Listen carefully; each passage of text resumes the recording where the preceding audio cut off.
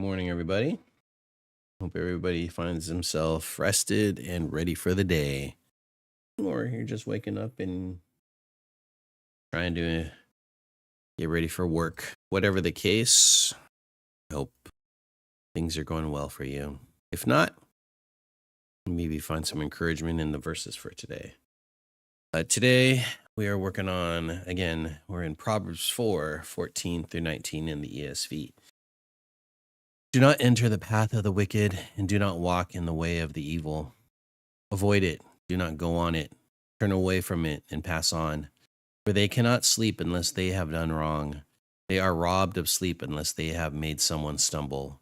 For they eat the bread of wickedness and drink the wine of violence. But the path of the righteous is like the light of dawn, which shines brighter and brighter until full day. The way of the wicked is like deep darkness. They do not know over what they stumble. It's pretty deep stuff, actually, today. So, again, there's like these do nots. Do not. Not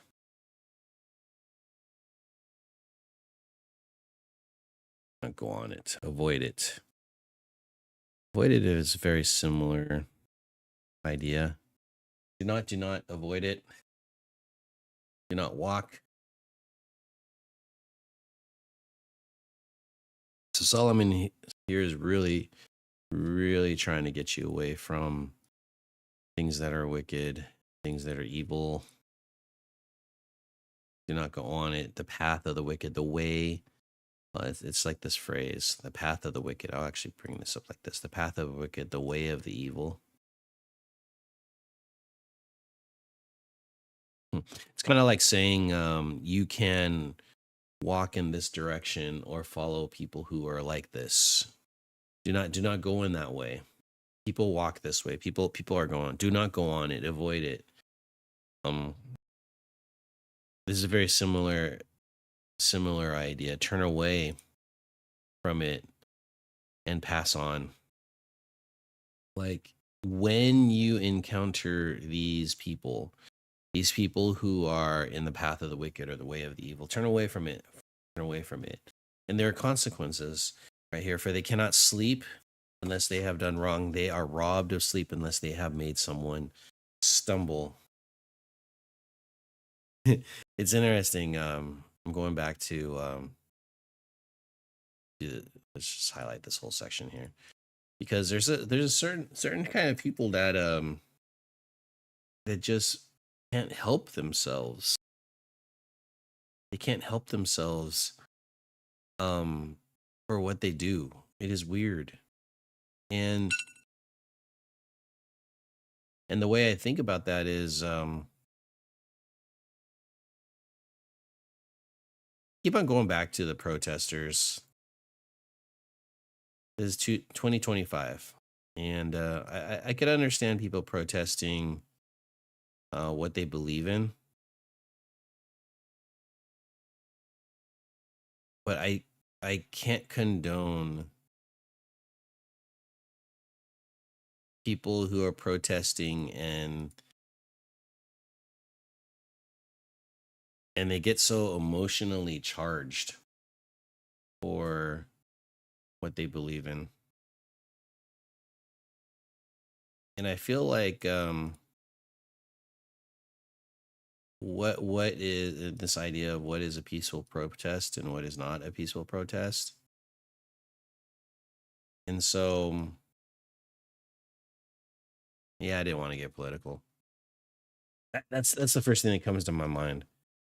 The other thing that comes to my mind are those, like, I guess, little teenagers who always has to do some kind of like mess around.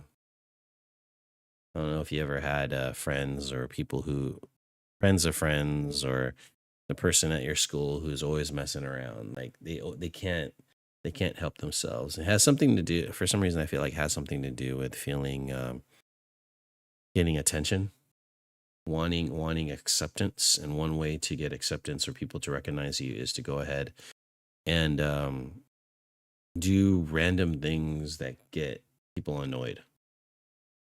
Like they just mess around with you. So, anyways, and verse 17 is an interesting one because the bread of violence and the wine of weakness, the wine of violence, the bread of wickedness, and the wine of violence. And this has something to do with the regularity of it. Bread and wine kind of relates to like what you daily eat. This idea of eating and drinking. This is a daily habit that everyone has, that you have to eat, you have to drink, and stuff like that. And what this is kind of saying is that wickedness and violence is like their daily thing. They just keep on doing it. And I don't know what's going on in their minds because I am not that person. But I was that person who seeked attention. I guess the part where it came close to me for this kind of thing was my my words of knowledge, of knowing information about people, and I would spread that knowledge. And I think and it made people not trust me. And I would get called on it. Why did you say that thing? I told that to you in confidence. This is when I was younger. Actually, even younger, like early 20s, when I was learning how to be a friend to other people, how to interact in relationships, because I've always felt like I was a little bit relationally awkward. And one way to kind of feel good about myself is to reveal knowledge that other people may not have, even if that knowledge was made in confidence. So, and and I couldn't help myself at the time. I wasn't thinking about it. I was only thinking about my own, what made me feel good. And so, in a sense, I was partaking in the bread of violence and the bread of wickedness, where I just said things. So, and that kind of translated into my more permanent relationships, like my marriages and stuff like that. Like, it made me even backtrack because I always felt like my words could hurt other people. And so it made me not want to speak, like share things and stuff like that. So it's kind of a growth area for me, being able to share how I feel and stuff like that, or share displeasure or something to my own wife. It's a little bit better now. I recognize it and stuff like that. But I don't want to be walking in the way of the wicked or the things that they do. I don't want to um,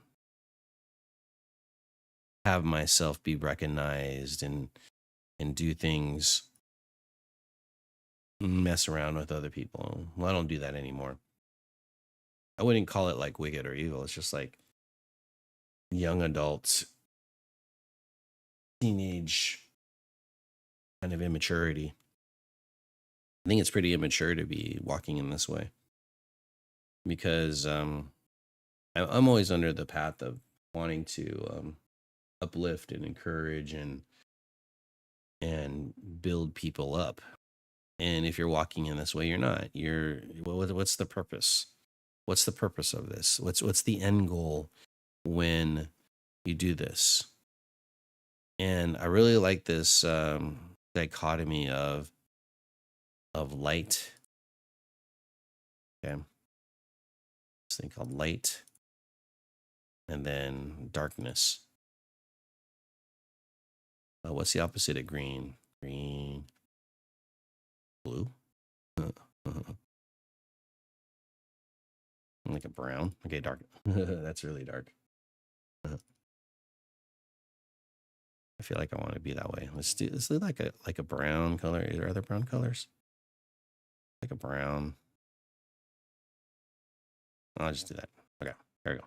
And darkness, light and darkness. Light actually should be like a yellow color.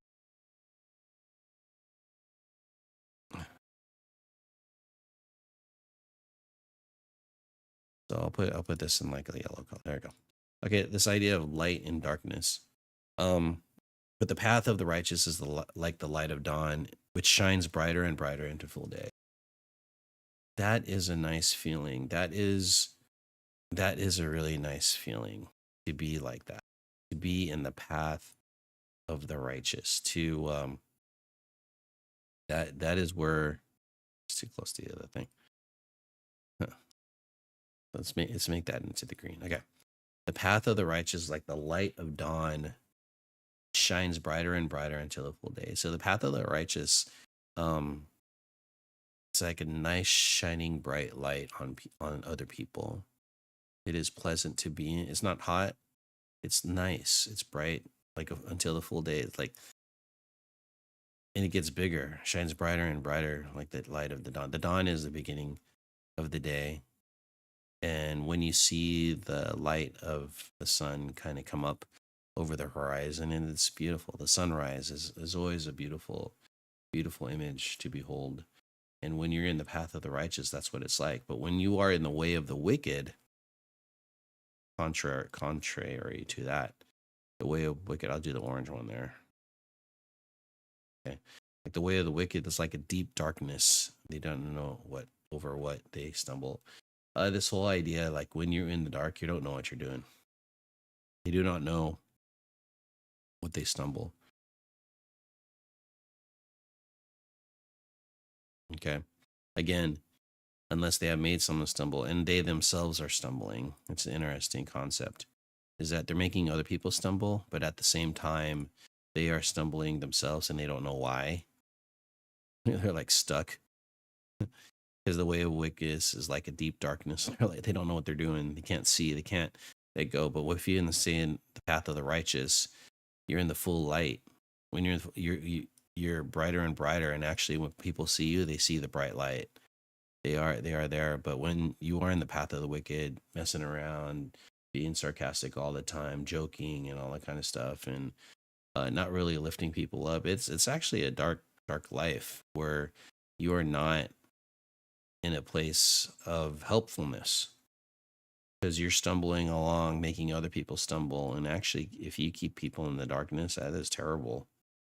What you want to be is you want to be here, in the path of the righteous, which contrasted everything here. All these things in the darkness, path of the wicked, this is what they do, this is their life. But when you're in the path of the righteous, it's like a bright full light. So be a person of the light is what this one's kind of saying. Be a person of righteousness where the light shines on yourself and the light shines on other people. Don't look for gain by making other people stumble. Be an encouragement, be the light, which is interesting because in Matthew 5 it says, "You are the light of the world. The city on a hill cannot be hidden. Do not hide that light. Be that light."